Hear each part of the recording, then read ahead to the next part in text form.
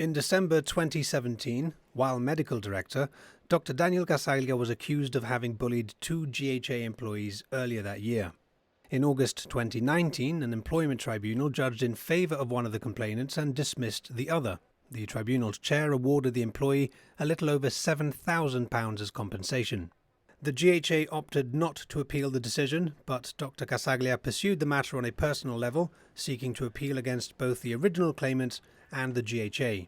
It was a protracted legal process which was ultimately settled in January 2022. Dr. Casaglia was successful, with the Court of Appeal ruling that the original claimant should cover 80% of his legal fees, with the former medical director to cover the remaining 20%. In the 3 years since the matter was settled, the Principal Auditor repeatedly questioned the Chief Secretary, concerned at how long the government appeared to be taking to recover any costs. An SEO at number 6 said they were focused on claiming the 80% before considering the 20% owed by Dr. Casaglia.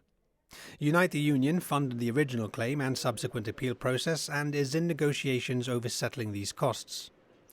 In answer to GBC questions, the union said the figures being claimed are significantly lower than the $435,000 itemised in the Principal Auditor's report. It points out that Unite had agreed to cover costs on the understanding that Dr. Casaglia had been funding his own legal costs, and not on the basis that these were government funded. Unite is now in dialogue as to how this might influence its cost exposure, and says it's puzzling that the government opted to fund the appeal at all, given that it did not seek to appeal the decision to begin with. Unite National Officer Stuart Davies said the costs accumulated highlight a key deficiency with Gibraltar's court process in employment disputes.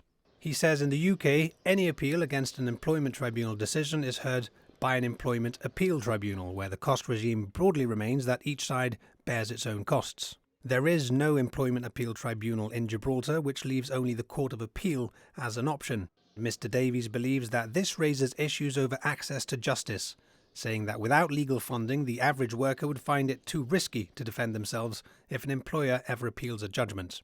I put questions to the government over whether there'd been any progress in recovering these funds, but was told the matter is sub judice, or still before the courts, and that the government therefore cannot comment.